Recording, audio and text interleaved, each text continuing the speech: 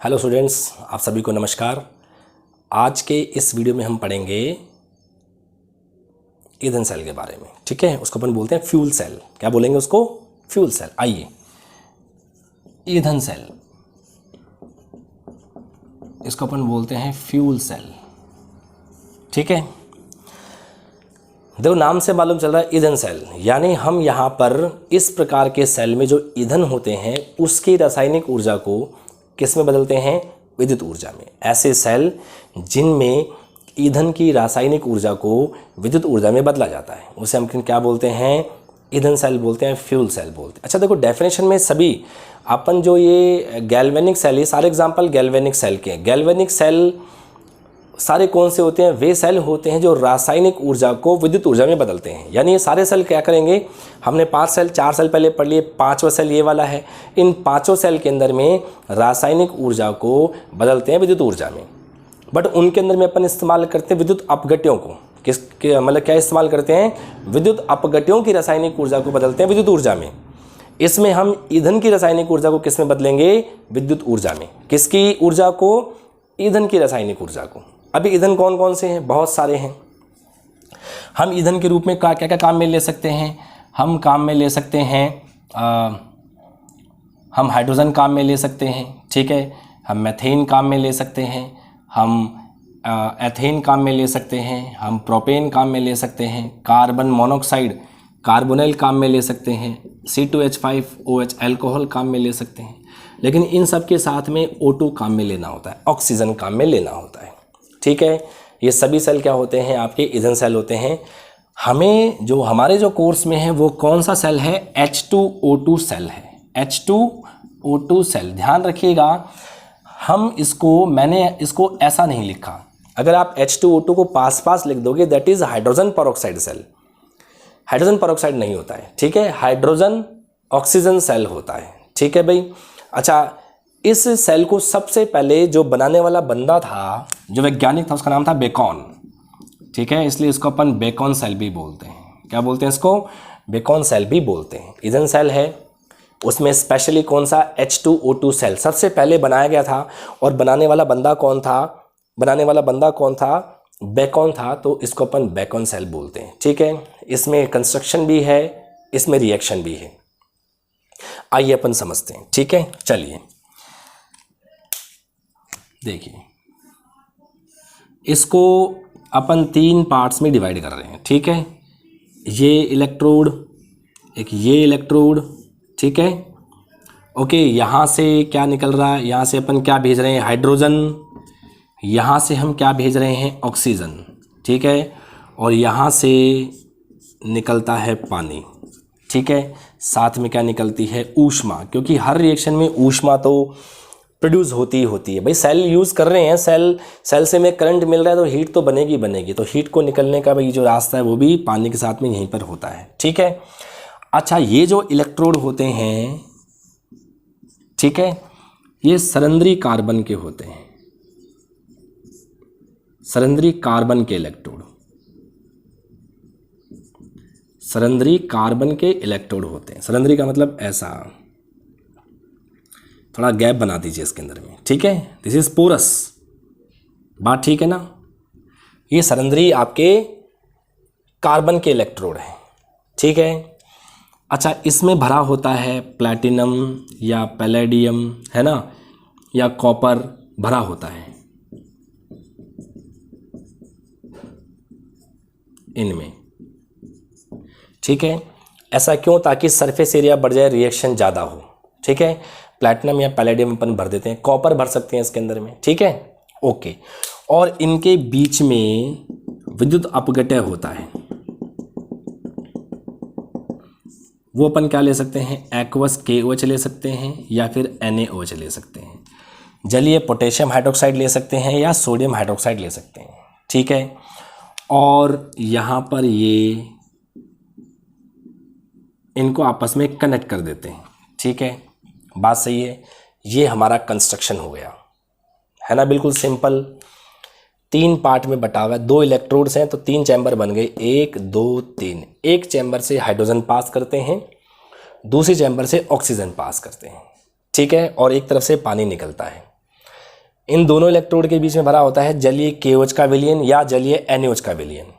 ये जो कार्बन के इलेक्ट्रोड होते हैं सरंध्री होते हैं, पोरस होते हैं, और इनमें भरा हुआ होता है प्लैटिनम या फिर पैलेडियम भरा हुआ होता है। दोनों इलेक्ट्रोड को जोड़ देते हैं वोल्टमीटर से। ये कंस्ट्रक्शन हो गया, ठीक है। अब देखो क्या होगा, अपन चलेंगे एनोड पर और फिर चलेंगे अपन कैथोड पर, राइट। आइए, एनोड का काम कौन कर रहा है? काम कौन करेगा? हाइड्रोजन, ठीक है। क्यों? इलेक्ट्रोकेमिकल सीरीज में ऊपर आता है, जो ऊपर आते हैं वो इलेक्ट्रॉन देते हैं, पहली बात। दूसरी बात क्या है, IUPAC का एक रिप्रेजेंटेशन है। IUPAC का रिप्रेजेंटेशन क्या है कि एनोड हमेशा बायां लिखते हैं, कैथोड हमेशा दायां लिखते हैं। तो एनोड कौन सा हो गया? हाइड्रोजन। कैथोड कौन सा हो गया? ऑक्सीजन, ठीक है। चलिए, तो क्या होगा, ये जो हाइड्रोजन है, कौन? हाइड्रोजन इलेक्ट्रॉन त्यागेगा, पक्की बात है। अच्छा, इलेक्ट्रॉन त्यागेगा तो क्या बनेगा? धनायन। यहाँ पर अपन ने एक्वस KOH काम में लिया है, तो यहाँ से ये OH आयन से रिएक्शन करता है। किससे? OH आयन से, ठीक है। क्या बनाएगा? पानी, और क्या निकल जाएंगे? इलेक्ट्रॉन। पानी बनाएगा और क्या निकल जाएंगे? इलेक्ट्रॉन। यहाँ तक प्रॉब्लम कोई? बोलो क्या किया मैंने? हाइड्रोजन है, एनोड है मतलब वो इलेक्ट्रॉन का त्याग करेगा, यानी इलेक्ट्रॉन त्याग दिए। अच्छा, अगर हाइड्रोजन इलेक्ट्रॉन त्यागेगा तो क्या बनेगा? H+ आयन बनेगा कि नहीं बनेगा? H+ आयन किससे रिएक्शन करेगा? माइनस वाले आयन से। माइनस वाला आयन कौन सा है? OH- ion. कहाँ से प्राप्त हुआ? KOH से, ठीक है। देखेंगे क्या बनाएगा? पानी। और हमें वैसे भी पता है, मैं आपको पहले भी कह चुका हूँ कि O का जुड़ना, हाइड्रोजन से O जुड़ गया, O का जुड़ना ऑक्सीकरण कहलाता है। पानी बन गया और बदले में उसने इलेक्ट्रॉन त्याग दिए। ये होता है एनोड की रिएक्शन। बात सही है ना? अब चलेंगे अपन कैथोड में, ठीक है। कैथोड कौन है? कैथोड है हमारा कौन? O2। तो एनोड जो भी त्यागता है ना, उन सबको कौन ले लेता है? कैथोड। तो कैथोड O2 है, क्या ले लेगा? ये पानी। और क्या ले लेगा? ये इलेक्ट्रॉन। बात ठीक है। अच्छा, इलेक्ट्रॉन का ग्रहण करना अपचयन कहलाता है। अपचयन किसका होता है? कैथोड का। बात ठीक है। दूसरी बात समझिए, ये O2 है, अगर मैं इसे H जोड़ दूं, अगर मैं O2 से क्या करूं? H को जोड़ दूं, तो भी क्या कहलाएगा? अपचयन कहलाएगा। और अपचयन किसका होता है? कैथोड का। तो बहुत सिंपल सी बात है, जो ये ऊपर OH काम में आए थे ना, ये नीचे OH बन जाते हैं, ये OH नीचे बन जाते हैं, ठीक है। बस अब हमें करना है इसको बैलेंस। देखिए, रिएक्शन हमेशा ऊपर से स्टार्ट होती है, अब अपन इसको बैलेंस करेंगे नीचे से, ठीक है।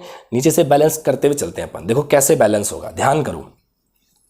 ये ऑक्सीजन 2 हो गए और ये 3। अगर मैं यहाँ 3 लगाऊंगा तो हाइड्रोजन को बैलेंस करना प्रॉब्लम है। तो मैं क्या करता हूँ कि 2 यहाँ लगा दूँ। ऑक्सीजन 4 हो गए तो मेरे को 4 यहाँ लगाना पड़ेगा। देखो भाई, ऑक्सीजन 2 ये 4 हो गए तो 4 ऑक्सीजन हो गए। हाइड्रोजन 2 4 हैं तो यहाँ पे 4 H हो गए। अच्छा, आवेश बराबर होना चाहिए। अगर यहाँ पर -4 है तो इधर भी -4 होना चाहिए। तो मैं क्या करूँगा, इस इलेक्ट्रॉन से पहले 4 लगा दूंगा। इसका मतलब है 4 इलेक्ट्रॉन हो गए। यहाँ का चार्ज वहाँ का चार्ज बराबर हो गया। बात सही है। अच्छा, जब भी अपन रिएक्शन को ऐड करते हैं ना, तो इलेक्ट्रॉन आपस में कैंसिल होने चाहिए। तो अगर ये 4 इलेक्ट्रॉन है तो ये कहाँ से प्राप्त हुए? यहाँ से प्राप्त हुए। बात ठीक है कि नहीं है? ये जो 4 इलेक्ट्रॉन है, यहाँ -4 हो गया तो मुझे यहाँ 4 लगाना पड़ेगा, क्योंकि यहाँ भी -4 बराबर करना है। अब अगर ऑक्सीजन यहाँ पे 4 हो गए हैं तो यहाँ पे ऑक्सीजन केवल 1 है, तो मैं यहाँ 4 लगा दूंगा। अगर यहाँ पे हाइड्रोजन 8 हो गए, 4 दूनी 8, तो 4 तो यहाँ हो चुके हैं, 2 मुझे यहाँ लगाना पड़ेगा। हो गया। अब देखो सब आपस में कट पिट जाएंगे। देखना, ये 4 इलेक्ट्रॉन से 4 इलेक्ट्रॉन, 4 OH से 4 OH, ये क्या है? 2H2 प्लस ये है O2, ये 2 पानी, ये 4 पानी। 4 पानी में से 2 पानी कैंसिल कर दो, क्या बच जाएगा? 2 पानी। तो ये आ गई आपकी नेट सेल रिएक्शन। ये आपकी क्या है? Net cell reaction. H2 + O2 = 2 पानी। आया कि नहीं आया समझ में? एक बार चलो अपन दोबारा से समझ लेते हैं इसको, ठीक है। इसको अपन एक बार दोबारा समझते हैं। देखना बहुत आसान है। यहाँ आ जाइए। देखिए, अपन चलते हैं कैथोड पे। अपन चलते हैं पहले एनोड पर, ठीक है। एनोड कौन है? हाइड्रोजन। हाइड्रोजन है। हाइड्रोजन क्या करता है? एक्वस KOH के OH- से रिएक्शन करता है, करेगा। हमें पता है O का जुड़ना क्या कहलाता है? ऑक्सीकरण। या फिर इलेक्ट्रॉन का त्यागना भी क्या कहलाता है? ऑक्सीकरण, ठीक है। तो यहाँ से ये हाइड्रोजन ने ऑक्सीजन से क्रिया की, पानी बन गया, और यहाँ से बदले में इसने क्या निकाल दिया? इलेक्ट्रॉन निकाल दिया। कोई प्रॉब्लम? बात ठीक। अभी अपन बैलेंस नहीं कर रहे, बैलेंस बाद में अपने आप हो जाएगा। फिर अपन चलते हैं कैथोड पर। कैथोड साहब कौन है? O2 है, ऑक्सीजन है। ये ऑक्सीजन क्या करता है, जो कुछ भी त्यागा है एनोड ने उन सबको ग्रहण कर लेगा। H2O प्लस ये इलेक्ट्रॉन जो शुरुआत में वो काम में आया था ये वापस से बन जाता है। ठीक है, कैसे बना भाई, ऑक्सीजन ने इलेक्ट्रॉन ग्रहण कर लिया, हो गया अपचयन, बन गया कैथोड। O2 यहाँ से H को लेगा तो क्या हो जाएगा, OH बनेगा। H का ग्रहण करना भी क्या कहलाता है, अपचयन, हो गया ऐसा। अब हमें करना है इसको बैलेंस करेंगे। तो देखो मैंने क्या किया, मैंने यहाँ पे 2 लगाया, जैसे 2 लगाऊंगा हाइड्रोजन 4 हो जाएंगे, तो मैं यहाँ 4 लगाऊंगा।